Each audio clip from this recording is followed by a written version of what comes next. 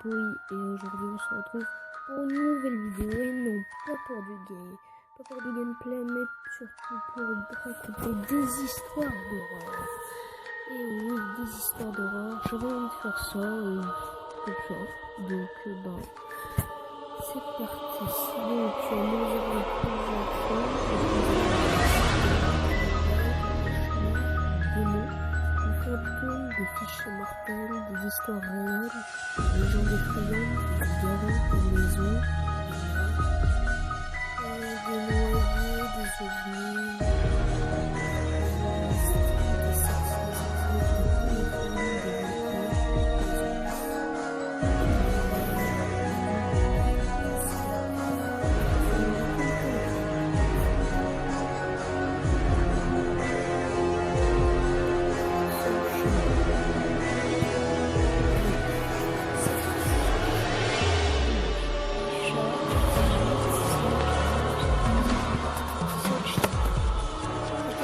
des années, mais je me souviens encore si c'était hier.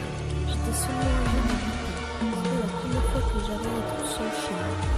Ma mère. On sera rentré vers minuit. Vais-je d'être endormi? D'accord. Avant de partir, mes parents allumèrent la télé car je m'endormais seulement devant le dessin animé avec mon chat qui me léchait ma main. Oh, je sais, c'est surprenant. Aux infos, ils disent qu'un fou s'est échappé de l'asile. Toujours la laisser seule. Ma mère, t'inquiète pas, on ne viendra jamais par ici. Quand mes parents sont partis, je me mis sur mon canapé. Mon chien était en dessous et me léchait la main. Mon père était lourd et le soleil commençait à devenir profond. Soudain, mon téléphone sonna. J'ai tout de suite raccroché, car ma maman m'avait dit de ne pas entendre le téléphone si ce n'était pas elle. Je me suis partie me coucher sans me soucier de cette année. J'étais tranquille installée dans mon canapé, toujours avec le chat. Je léchais ma main. Une heure plus tard, je fus réveillée pour mon père. C'était une autre numéro. Cette fois, j'ai préféré écouter ma mère que je l'ai mis. Il est déjà minuit, mes parents n'étaient pas plus tard. Heureusement que mon chien était sur le canapé, sinon j'aurais déjà fait pipi sur moi. Plongé dans mes pensées, je fus réveillé par un bruit venant de la salle de bain. Mes jambes tremblaient. Je m'avançais petit pas vers la porte de la salle de bain. Ces choses frottaient contre la porte. Arrivé devant la porte, je pris la poignée avec le cœur battant. J'ouvris la porte. Oh, c'est toi, tu m'as fait peur, Rex. Ce n'était que mon chat qui avait sûrement été enfermé toute la journée. Mon père ferme toujours la porte sans regarder s'il est là. Je pars me recoucher, déterminé à m'endormir une fois pour toutes. Mais cette fois, ce n'est pas un bruit qui me réveille, mais mon esprit. Si mon chien était enfermé dans la salle de bain, qu'il me léchait la main durant tout ce temps. Enfin, yes. Je n'ai pas créé cette histoire du début de la fin, mais j'ai rajouté pas mal de... Wow. Oh my god. Cette histoire, elle était vraiment pas mal, hein, les gens. Wow. En fait, le résumé, c'est une petite fille, en fait, qui est tranquille chez elle, mais ses parents partent. Et en fait, elle apprend qu'il y a un taré, en fait, qui sort d'asile. Et en fait, son chien, pendant toute la soirée, il n'arrête pas de lécher la main, tout ça. Et en fait, d'un coup, elle se réveille, et il est enfermé dans la salle de bain, et elle ne comprend pas comment ça s'est produit, en fait. Oh, c'est vraiment trop lourd.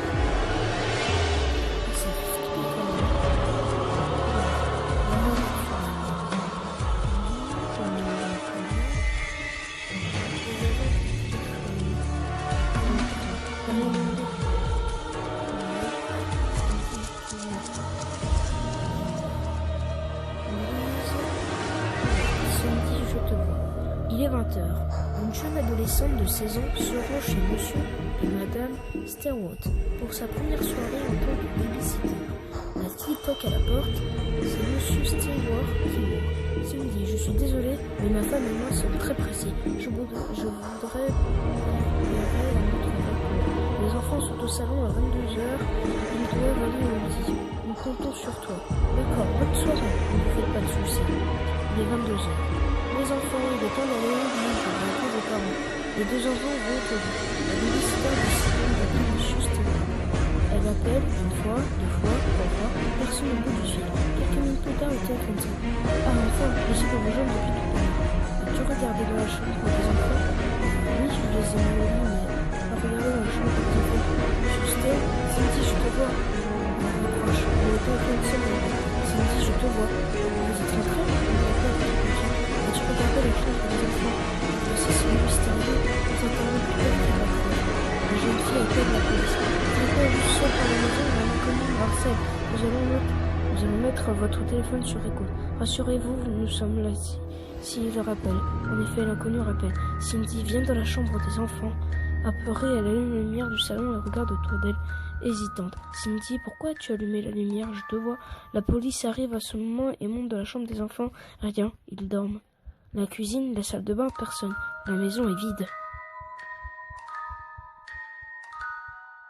Oh non, j'ai pas la suite. Modérateur. Putain. Ah, ça me saoule. Il n'y a pas la suite, dégoûté. Vraiment pas mal. Hein. Il y a vraiment des trucs et c'est vraiment énorme. Hein.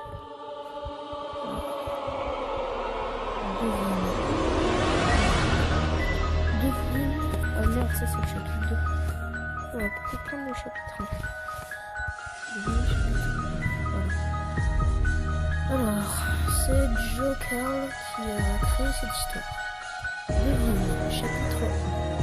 Laura continue de regarder des émissions divertissantes sur plusieurs chaînes différentes, tout en mangeant ses bonbons. Elle envoie des textos à ses amis en disant que la soirée se passe bien chez elle. Tout semble avec un mot, soudain, un nouveau bruit étrange se fait entendre dans toute la maison. Laura se lève d'un bond dessus son canapé et va directement dans la cuisine pour prendre une larme sur elle. Quand elle revient dans la salle principale avec la chambre de dos, le téléphone commence à sonner. C'est plutôt étrange car tout le monde devrait dormir à cette heure-ci. Alors pourquoi appeler si tard? Un autre monde de Laura se dirige sur le téléphone. Question l'empoigne du nom. Plus fort, comme on s'en voit, tout grave au bout du ciel. Laura a du mal à tenir sur ses deux jambes. Mort de trouille après ses nombreux bruits dans sa maison, et ce coup de fil l'a rendue encore plus apeurée. Allô, demande-t-elle d'une petite voix tremblante. Oh Laura, n'aie pas peur, je suis juste un homme comme les autres. Je ne veux pas te faire de mal, dit-il avec une voix douce. Qui êtes-vous? Demanda Laura, en reprenant un peu le dessus avec une voix avec plus d'assurance.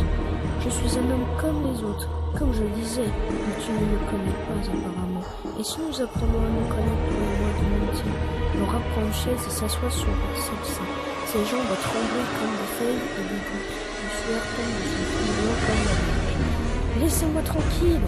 Laura raccroche le téléphone et se précipite dans le salon pour prendre son téléphone et prévenir ses parents. Le téléphone sonne, mais aucun de ses parents ne répond.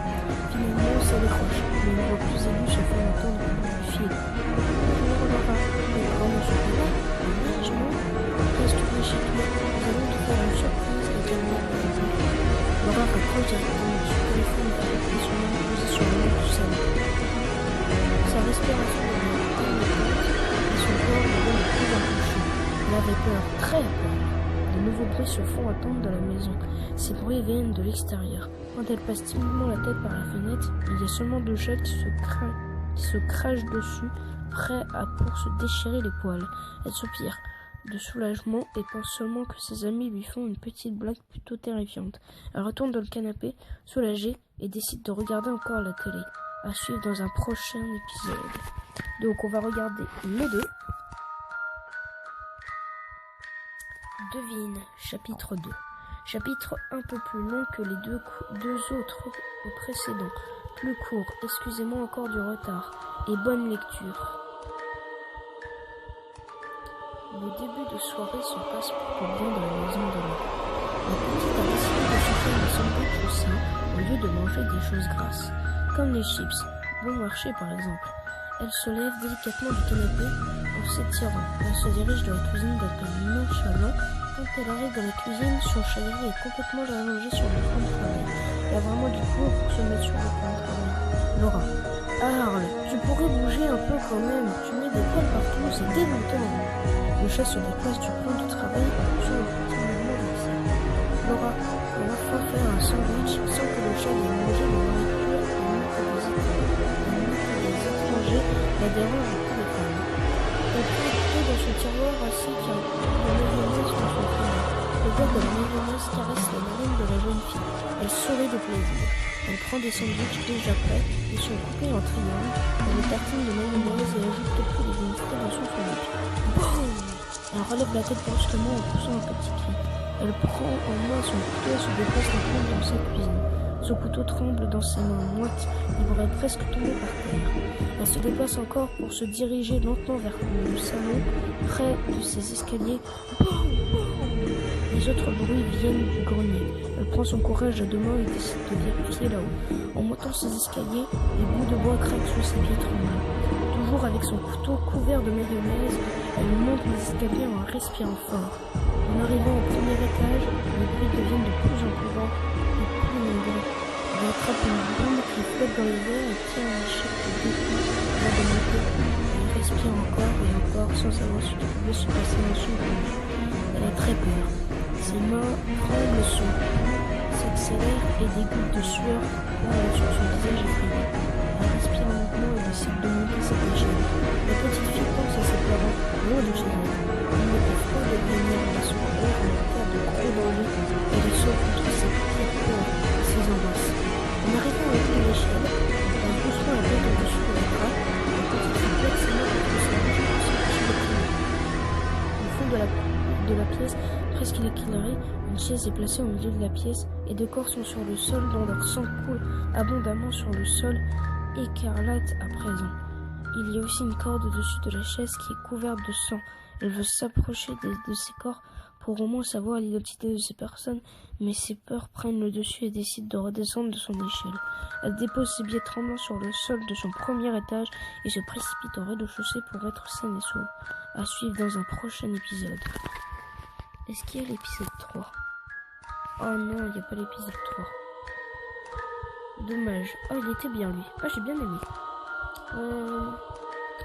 Les amis, on va s'arrêter là pour aujourd'hui. J'espère que ça vous aura plu. Si c'est le cas, n'hésitez pas à et je m'excuse encore une fois pour ne pas avoir fait de vidéo beaucoup plus tôt. Mais je pense que je vais refaire une vidéo dans pas très longtemps sur exactement le même thème. Parce que franchement, j'aime bien ça. Ces petites histoires à raconter. C'est vraiment pas mal. Et regarde, le Slenderman.